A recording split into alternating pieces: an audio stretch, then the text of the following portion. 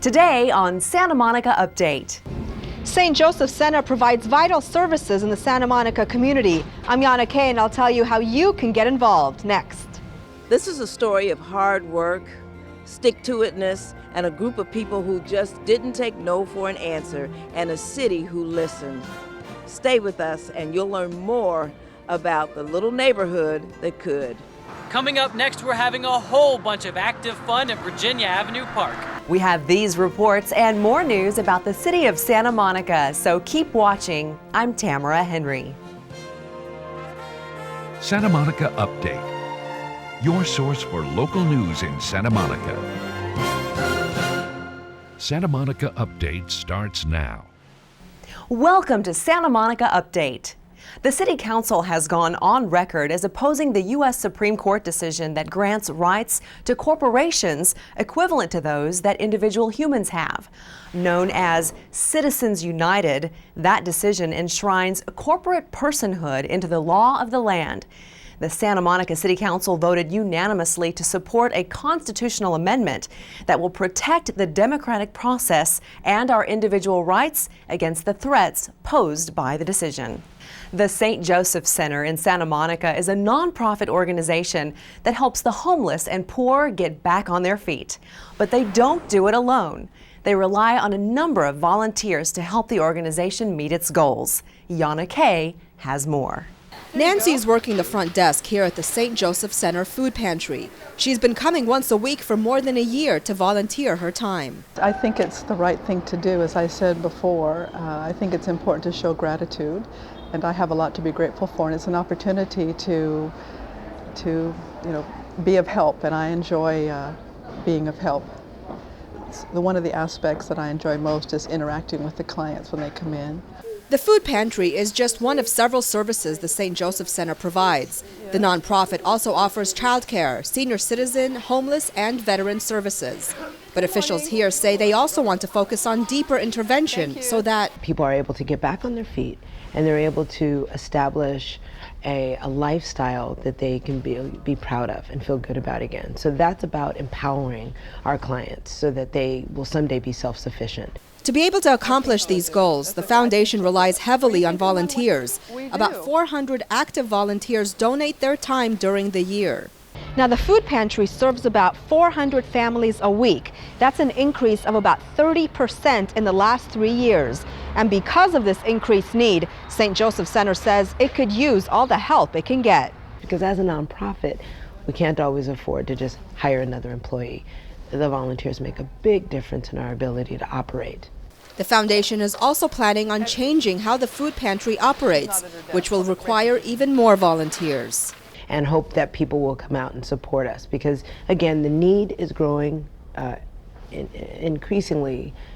There are just more and more families who are finding themselves struggling with food insufficiency.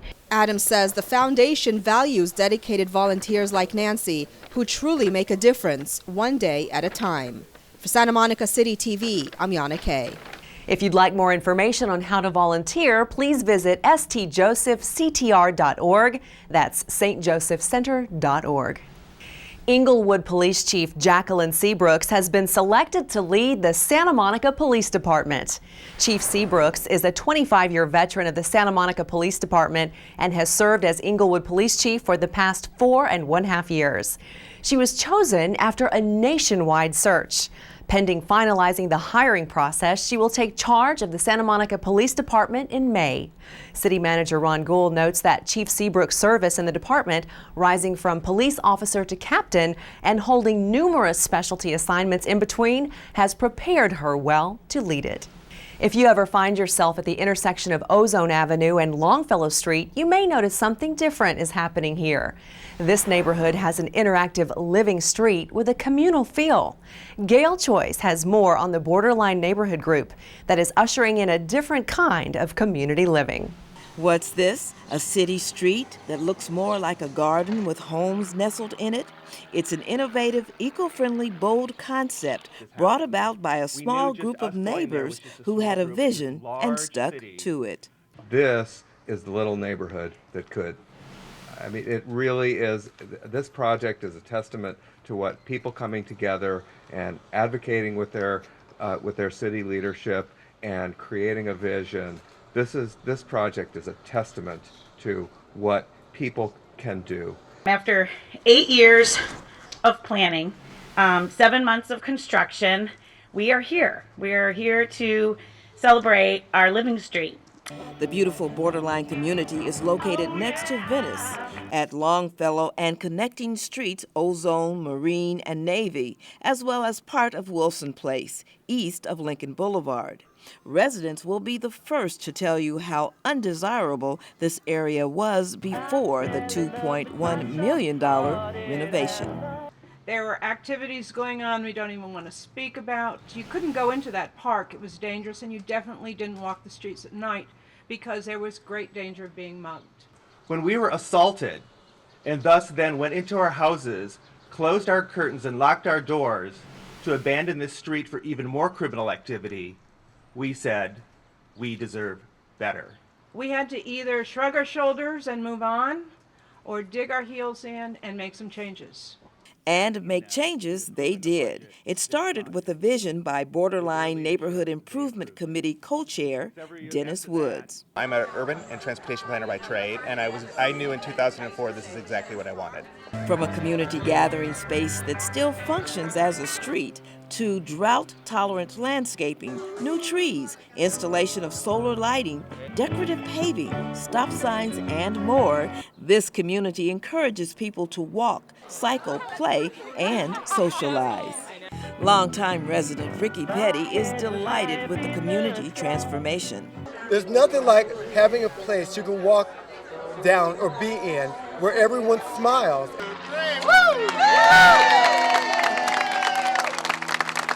Gail Choice for Santa Monica Update. Residents say thanks to this project, the area now has a stronger sense of neighborhood. Whether you're young or old, one thing remains constant. To stay healthy, you've got to remain active.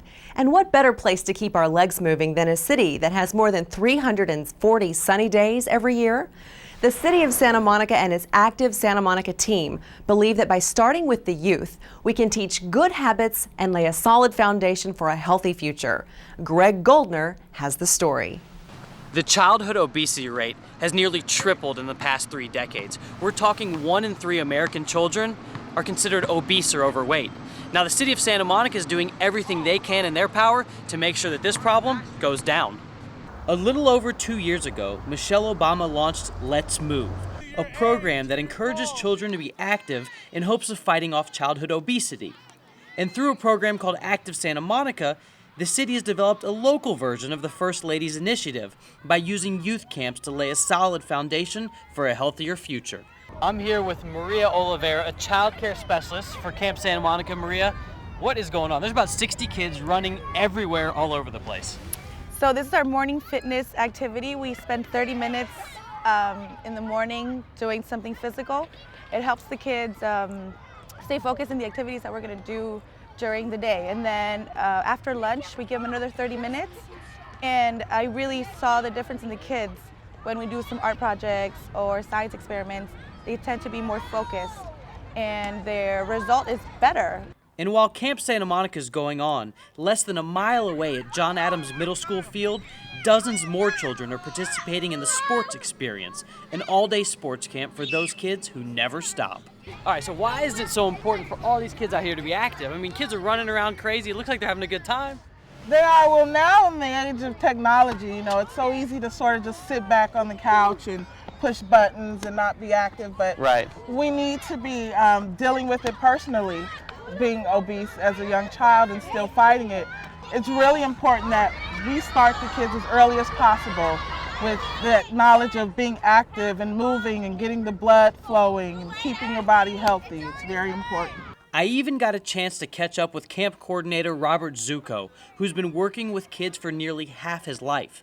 And Robert believes that these camps are invaluable. Why is it so important for these kids to be involved in activities, whether it's indoors, outdoors, whatever? Why? Well, you know, kids when they're young, they need that kind of structure in their day. It benefits them, you know, variety of ways. You know, it helps to keep them focused. It helps to keep, you know, it helps to build responsibility. You know, it creates a better sense of self-esteem, because they get to collaborate with their friends and, you know, work on tasks and just, you know, work towards a common goal when they're in here. Thanks to Active Santa Monica and the development of these camps, we can be confident that the overall well-being of our youth is headed in the right direction.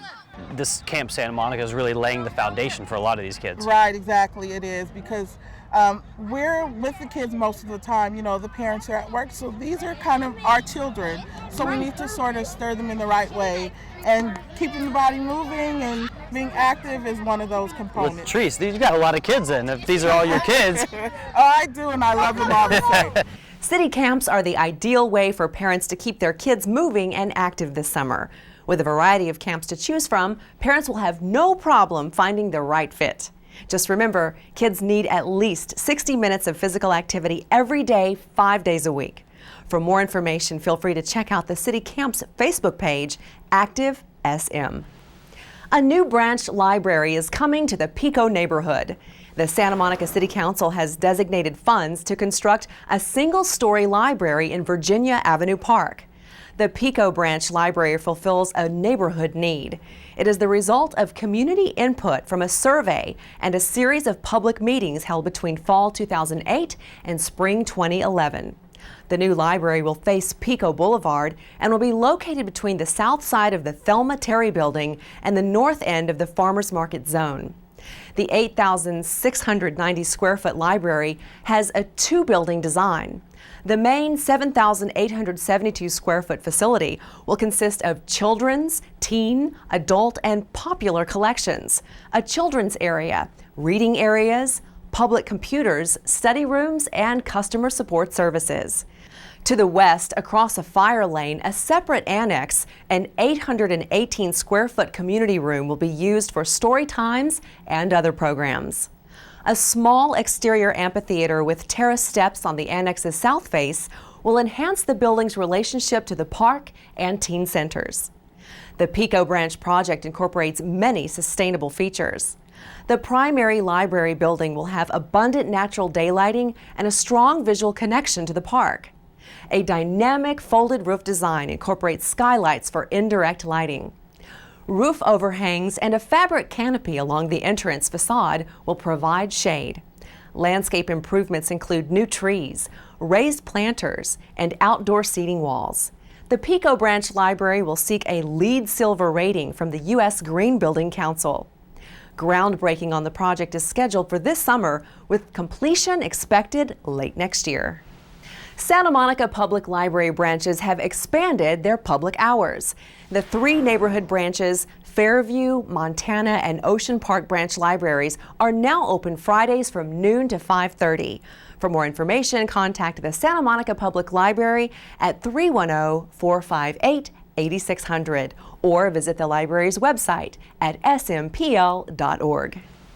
The City Council has given the go-ahead to street improvement projects for both 20th Street and Cloverfield Boulevard between Pico Boulevard and the freeway. The project will provide design enhancements in the existing sidewalk and parkway areas while maintaining the existing street and parking configuration.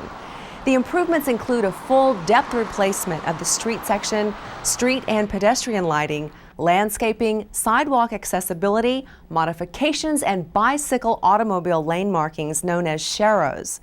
The existing street trees will be replaced by 3 new tree species that provide canopy color and promote biodiversity.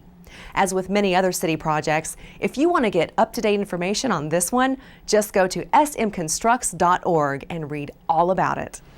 Well, that's it for this edition of Santa Monica Update. I'm Tamara Henry, and for all of us at CityTV, thank you for watching.